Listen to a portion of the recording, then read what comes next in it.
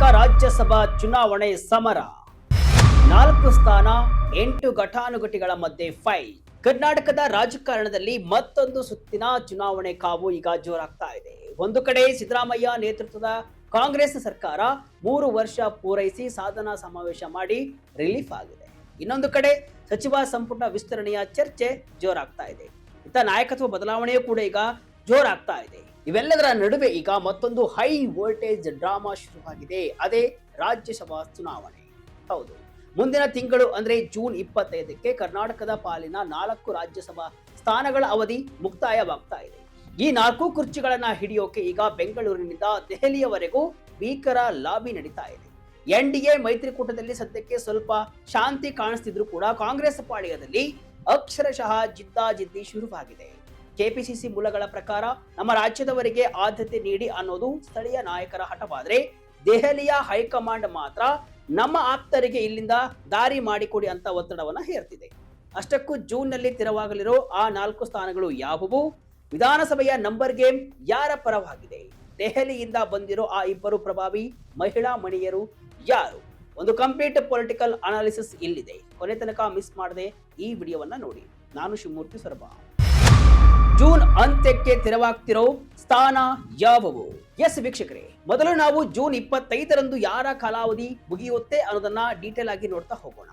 Iranna B Kadadi BJP ಪಕ್ಷ, K Narayan ಇವರು ಕೂಡ ಬಿಜೆಪಿ, ಇನ್ನು ಮಲ್ಲಿಕಾರ್ಜುನ ಖರ್ಗೆ ಕಾಂಗ್ರೆಸ್, ಇನ್ನು ಎಚ್.ಡಿ. ದೇವೇಗೌಡ ಜೆಡಿಎಸ್ ಅಂದ್ರೆ ಎನ್ಡಿಎ ಮೈತ್ರಿಕೂಟ, ಇವರ ಸ್ಥಾನಗಳು ತೆರವುಗೊಳ್ಳಲಿವೆ. ಈ 4 ಸ್ಥಾನ ದಿಗ್ಗಜರ ಅವಧಿ ಮುಗ್ತಾ ಇರೋದ್ರಿಂದ ಹೊಸಬರಿಗೆ ಈಗ ಆಸೆ ಚಿಗುರಿದೆ. ಈಗ ಅಸಲಿ ಪ್ರಶ್ನೆ ಇರೋದು ವಿಧಾನಸಭೆಯ ಬಲಾಬಲದ ಮೇಲೆ.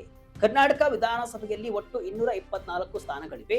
ಇದರಲ್ಲಿ ಕಾಂಗ್ರೆಸ್ ಬರೋಬ್ಬರಿ 140 ಶಾಸಕರ ಬಲವನ್ನ ಹೊಂದಿದೆ. ಜೊತೆಗೆ ದರ್ಶನ್ ಪುಟ್ಟಣ್ಣಯ್ಯ, ಪುಟ್ಟಸ್ವಾಮಿಗೌಡ ಮತ್ತು ಲತಾ ಮಲ್ಲಿಕಾರ್ಜುನ್ ಅವರಂತಹ ಪಕ್ಷೇತರರ ಬೆಂಬಲವೂ ಕಾಂಗ್ರೆಸ್ಗೆ ಇದೆ. ಇತ್ತ ಬಿಜೆಪಿಯ 63 ಶಾಸಕರ ಪೈಕಿ 3ರನ್ನ ಈಗಾಗಲೇ ಉಚ್ಚಾಟನೆ ಮಾಡಿರುವುದರಿಂದ ಅವರ ಸಂಖ್ಯಾಬಲ ಕೂಡ ಕುಸಿದಿದೆ. ಜೆಡಿಎಸ್ ಹತ್ತಿರ 18 ಶಾಸಕರಿದ್ದಾರೆ. ಈ ಲೆಕ್ಕಾಚಾರದ ಪ್ರಕಾರ ನೋಡಿದ್ರೆ ಕಾಂಗ್ರೆಸ್ ಪಕ್ಷವು ಅತ್ಯಂತ ಸಲೀಸಾಗಿ 3 ಸ್ಥಾನಗಳನ್ನ ಗೆಲ್ಲಬಹುದು. ಇನ್ನು ಎನ್ಡಿಎ ಮೈತ್ರಿಕೂಟ ಅಂದ್ರೆ ಬಿಜೆಪಿ ಮತ್ತು ಜೆಡಿಎಸ್ ಸೇರಿ 1 ಸ್ಥಾನವನ್ನ ಸುಲಭವಾಗಿ ಪಡೆದುಕೊಳ್ಳಬಹುದು. ಆದ್ರೆ ಒಂದು ವೇಳೆ ಹೆಚ್ಚುವರಿ ಅಭ್ಯರ್ಥಿಗಳನ್ನ ಕಣಕ್ಕಿಳಿಸಿದ್ರೆ ಮಾತ್ರ ಇಲ್ಲಿ ಕುದುರೆ ವ್ಯಾಪಾರ ಮತ್ತು ಅಡ್ಡ ಮತದಾನದ ರೋಚಕ ಆಟ ಶುರುವಾಗುತ್ತೆ. ಮಲ್ಲಿಕಾರ್ಜುನ ಖರ್ಗೆ ಮತ್ತೊಮ್ಮೆ ರಾಜ್ಯಸಭೆಗೆ, ಇಲ್ಲ ವಯಸ್ಸಿನ ಕಾರಣಕ್ಕೆ ಹಿಂದೆ ಸರಿತಾರಾ? ವೀಕ್ಷಕರೇ, ಈ ಚುನಾವಣೆಯಲ್ಲಿ ಅತ್ಯಂತ ಕುತೂಹಲ ಮೂಡಿಸಿರೋ ಹೆಸರು ಅಂದ್ರೆ ಅದು ಮಲ್ಲಿಕಾರ್ಜುನ ಖರ್ಗೆ ಅವರದ್ದು. ಎಐಸಿಸಿ ಅಧ್ಯಕ್ಷರಾಗಿ ಮತ್ತು ರಾಜ್ಯಸಭೆಯಲ್ಲಿ ವಿರೋಧ ಪಕ್ಷದ ನಾಯಕರಾಗಿ ಖರ್ಗೆ ಅವರು ಇವತ್ತು ಕೇಂದ್ರ ಸರ್ಕಾರವನ್ನ ನಡುಗಿಸ್ತಾ ಇದ್ದಾರೆ. ಪ್ರಧಾನಿ ಮೋದಿ ಮತ್ತು ಬಿಜೆಪಿಯ ಲೋಪದೋಷಗಳನ್ನ ಎತ್ತಿ ತೋರಿಸಲು ಖರ್ಗೆ ಅವರಂತಹ ಅನುಭವಿ ನಾಯಕ ಪಾರ್ಲಿಮೆಂಟ್ ನಲ್ಲಿ ಇರಲೇಬೇಕು ಅನ್ನೋದು ರಾಹುಲ್ ಗಾಂಧಿ ಅವರ ಟಾಪ್ ಪ್ರಿಯಾರಿಟಿ. ಹಾಗಾಗಿ ಖರ್ಗೆ ಅವರನ್ನ ಮತ್ತೊಮ್ಮೆ ಕರ್ನಾಟಕದಿಂದಲೇ ರಾಜ್ಯಸಭೆಗೆ ಕಳುಹಿಸೋದು ಬಹುತೇಕ ಫಿಕ್ಸ್ ಅಂತ ಹೇಳಲಾಗ್ತಾ ಇದೆ. ಆದ್ರೆ ಇಲ್ಲಿ ಒಂದು ಸಣ್ಣ ಟ್ವಿಸ್ಟ್ ಇದೆ. ಖರ್ಗೆ ಅವರಿಗೆ ಈಗ ವಯಸ್ಸಾಗಿದೆ. ಹಾಗಾಗಿ ಅವರು ಈ ಜವಾಬ್ದಾರಿಯನ್ನ ಮತ್ತೆ ಹೊರಲು ಸಿದ್ಧರಿದ್ದಾರಾ ಅಥವಾ ತಮ್ಮ ಜಾಗಕ್ಕೆ ಬೇರೆ ಯಾರಿಗಾದ್ರೂ ಅವಕಾಶವನ್ನ ಮಾಡಿಕೊಡ್ತಾರಾ ಅನ್ನೋದು ಕೂಡ ಇಲ್ಲಿ ಗೌಪ್ಯವಾಗಿ ಉಳಿದಿದೆ. ದೇವೇಗೌಡರಿಗಾಗಿ ಬಿಜೆಪಿಗೆ ಕುಮಾರಸ್ವಾಮಿ ಒತ್ತಾಯ, ಗೌಡ್ರ ಸಂಸದೀಯ ಪಟುತ್ವಕ್ಕೆ ಮೋದಿ ಫಿದಾ. ಇನ್ನು ಎನ್ಡಿಎ ಮೈತ್ರಿಕೂಟದ ಪಾಲಿಗೆ ಇರುವಂತಹ ಆ 1 ಸ್ಥಾನ ಯಾರಿಗೆ ಸಿಗುತ್ತೆ ಅನ್ನೋದು ಕೂಡ ಈಗಿನ ದೊಡ್ಡ ಚರ್ಚೆ. ಮಾಜಿ ಪ್ರಧಾನಿ ಎಚ್.ಡಿ. ದೇವೇಗೌಡರ ಅವಧಿಯು ಕೂಡ ಜೂನ್ 25ಕ್ಕೆ ಮುಗಿಯಲಿದೆ. ಅವರಿಗೆ ಈಗ 94 ವರ್ಷ. ಹೀಗಾಗಿ ಕೇಂದ್ರ ಸಚಿವ ಎಚ್.ಡಿ. ಕುಮಾರಸ್ವಾಮಿ ಅವರು ಕೂಡ ಈಗ ದೆಹಲಿ ಮಟ್ಟದಲ್ಲಿ ಬಿಜೆಪಿ ವರಿಷ್ಠರ ಮೇಲೆ ಭಾರಿ ಒತ್ತಡವನ್ನ ಹಾಕುತ್ತಿದ್ದಾರೆ. ನಮ್ಮ ತಂದೆಯವರನ್ನ ಮತ್ತೊಮ್ಮೆ ರಾಜ್ಯಸಭೆಗೆ ಕಳುಹಿಸಿಕೊಡಿ ಅಂತ ಜೆಡಿಎಸ್ ಕೇಳಿಕೊಳ್ತಾ ಇದೆ. ಕಳೆದ ಬಾರಿ ಕಾಂಗ್ರೆಸ್ ಬೆಂಬಲದಿಂದ ದೇವೇಗೌಡರು ಕೂಡ ಆಯ್ಕೆಯಾಗಿತ್ತು. ಆದ್ರೆ ಈ ಬಾರಿ ಅವರಿಗೆ ಬಿಜೆಪಿ ಬೆಂಬಲ ಅನಿವಾರ್ಯ. ವಿಶೇಷ ಅಂದ್ರೆ 90 ದಾಟಿದ ಈ ಇಳಿ ವಯಸ್ಸಿನಲ್ಲೂ ಕೂಡ ದೇವೇಗೌಡರು ಪಾರ್ಲಿಮೆಂಟ್ ನಲ್ಲಿ ಮೋದಿಯವರ ಪರವಾಗಿ ಅತ್ಯಂತ ಪರಿಣಾಮಕಾರಿಯಾಗಿ ವಾದವನ್ನ ಮಂಡಿಸುತ್ತಿದ್ದಾರೆ. ಈ ಒಂದು ನಿಷ್ಠೆಯನ್ನ ನೋಡಿ ಬಿಜೆಪಿ ಹೈಕಮಾಂಡ್ ದೇವೇಗೌಡ ಅವರಿಗೆ ಮತ್ತೊಂದು ಅವಕಾಶವನ್ನ ನೀಡಿದ್ರೂ ಕೂಡ ಅಚ್ಚರಿ ಪಡಬೇಕಾಗಿಲ್ಲ. ಒಂದು ವೇಳೆ ದೇವೇಗೌಡರು ಬೇಡ ಅಂದ್ರೆ ಬಿಜೆಪಿಯ ಯಾವುದಾದ್ರೂ ಸ್ಥಳೀಯ ನಾಯಕರಿಗೆ ಅದೃಷ್ಟ ಒಲಿಯಬಹುದು. ಮೋಹನ್ ಕಾತರ್ಕಿ, ಅಂಜಲಿ ನಿಂಬಾಳ್ಕರ್ ಮಧ್ಯೆ ಪೈಪೋಟಿ. ಇನ್ನು ಕಾಂಗ್ರೆಸ್ನ ಉಳಿದ 2 ಸ್ಥಾನಗಳಿಗಾಗಿ ಈಗ ರಾಜ್ಯದಲ್ಲಿ ದೊಡ್ಡ ಮಟ್ಟದ ಪೈಪೋಟಿ ನಡೀತಿದೆ. ಈ ಪಟ್ಟಿಯಲ್ಲಿ ಮೊದಲಿರುವಂತಹ ಹೆಸರು ಸುಪ್ರೀಂ ಕೋರ್ಟ್ನ ಹಿರಿಯ ವಕೀಲ ಮೋಹನ್ ಕಾತರ್ಕಿ ಅವರು. ಕಾವೇರಿ ಮತ್ತು ಕೃಷ್ಣ ಜಲ ವಿವಾದದ ಸಮಯದಲ್ಲಿ ಕರ್ನಾಟಕದ ಪರವಾಗಿ ಗಟ್ಟಿಯಾಗಿ ವಾದ ಮಂಡಿಸಿದ ಕೀರ್ತಿ ಇವರಿಗಿದೆ. ಇನ್ನು ರಾಮದುರ್ಗ ಮೂಲದ ಇವರು ಉತ್ತರ ಕರ್ನಾಟಕದ ಪ್ರಬಲ ಧ್ವನಿಯಾಗಬಲ್ಲರು ಅನ್ನೋದು ಕೂಡ ಸಿದ್ದರಾಮಯ್ಯ ಅವರ ಲೆಕ್ಕಾಚಾರ. ಇನ್ನು ಖಾನಾಪುರದ ಮಾಜಿ ಶಾಸಕಿ ಅಂಜಲಿ ನಿಂಬಾಳ್ಕರ್ ಅವರ ಹೆಸರು ಕೂಡ ಜೋರಾಗಿ ಕೇಳಿ ಬರ್ತಾ ಇದೆ. ಕಳೆದ ಲೋಕಸಭಾ ಚುನಾವಣೆಯಲ್ಲಿ ಸೋತಿದ್ರು ಸಹ ದೆಹಲಿ ರಾಜಕೀಯದಲ್ಲಿ ಅವರು ಈಗ ರಾಹುಲ್ ಮತ್ತು ಪ್ರಿಯಾಂಕಾ ಗಾಂಧಿ ಅವರಿಗೆ ಅತ್ಯಂತ ಹತ್ತಿರವಾಗಿದ್ದಾರೆ. ಮಹಿಳಾ ಕೋಟಾದ ಅಡಿಯಲ್ಲಿ ಅಂಜಲಿ ನಿಂಬಾಳ್ಕರ್ ಅವರಿಗೆ ರಾಜ್ಯಸಭಾ ಟಿಕೆಟ್ ಸಿಗುವ ಸಾಧ್ಯತೆ ಶೇಕಡಾ 90ರಷ್ಟಿದೆ.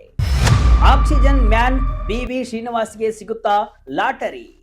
ದೆಹಲಿಯ ಪವನ್ ಖೇರಾ, ಸುಪ್ರಿಯಾ ಶ್ರೀನೇಟ್ ಹಠವೇನು? ಈ ಚುನಾವಣೆಯ ರೋಚಕ ಭಾಗ ಅಂದ್ರೆ ಅದು ಹೊರಗಿನವರ ಲಾಬಿ. ಕಾಂಗ್ರೆಸ್ನ ದೆಹಲಿ ವಲಯದಲ್ಲಿ ಆಕ್ಸಿಜನ್ ಮ್ಯಾನ್ ಅಂತಾನೆ ಹೆಸರಾಗಿರುವಂತಹ BV ಶ್ರೀನಿವಾಸ್ ಅವರಿಗೆ ಈ ಬಾರಿ ಅದೃಷ್ಟ ಕುಲಾಯಿಸಬಹುದು ಎನ್ನಲಾಗ್ತಾ ಇದೆ. ಈ ಹಿಂದೆ ಅವರಿಗೆ MLC ಆಫರ್ ನೀಡಿದ್ರು ಕೂಡ ಅವರು ನಿರಾಕರಿಸಿದ್ರು. ಯಾಕಂದ್ರೆ ಅವರಿಗೆ ದೆಹಲಿಯ ಪಾರ್ಲಿಮೆಂಟ್ ಮೇಲೆ ಕಣ್ಣಿದೆ. ಭದ್ರಾವತಿ ಮೂಲದ ಇವರು ರಾಹುಲ್ ಗಾಂಧಿ ಅವರ ಅತ್ಯಂತ ನಂಬಿಕಸ್ಥ ಬಂಟ.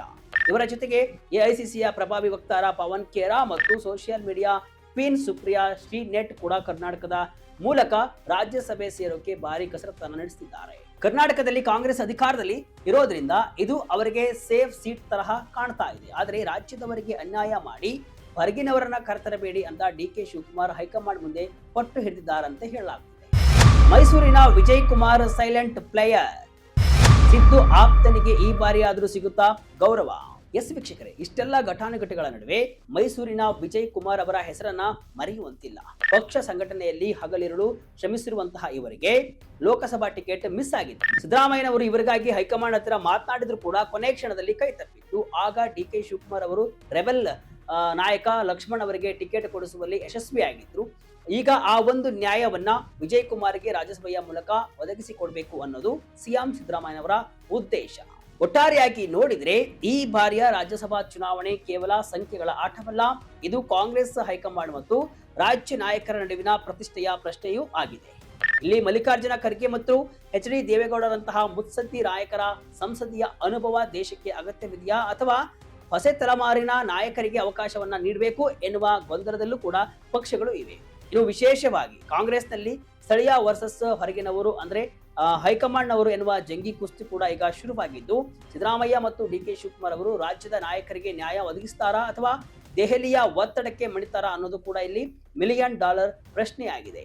ಒಟ್ನಲ್ಲಿ ಜೂನ್ ಅಂತ್ಯದ ಈ ಚುನಾವಣೆ ಕರ್ನಾಟಕ ರಾಜಕಾರಣದಲ್ಲಿ ಹೊಸ ಸಂಚಲನ ಮೂಡಿಸುವುದಂತೂ ಗ್ಯಾರಂಟಿ. ದೆಹಲಿಯ ಸಂಸತ್ತಿನಲ್ಲಿ ಕನ್ನಡದ ಧ್ವನಿಯಾಗಿ ಯಾರು ಮೊಳಗಲಿದ್ದಾರೆ ಅನ್ನೋದನ್ನು ಕೂಡ ನಾವು ಕಾದು ನೋಡಬೇಕಾಗಿದೆ. ಇದಿಷ್ಟು ಇವತ್ತಿನ ವಿಶೇಷ. ಇದೇ ರೀತಿಯ ಹಲವು ವಿಶ್ಲೇಷಣೆ ಮಾಹಿತಿ ಅಷ್ಟೇ ಅಲ್ಲ, ಮನರಂಜನೆಯ ವಿಡಿಯೋಗಳಿಗಾಗಿ ವಿಜಯ ಕರ್ನಾಟಕ ವೆಬ್ಸೈಟ್, ಫೇಸ್ಬುಕ್ ಹಾಗೂ ಯೂಟ್ಯೂಬ್ ಪೇಜ್ ಅನ್ನು ಫಾಲೋ ಮಾಡಿ. ಧನ್ಯವಾದಗಳು.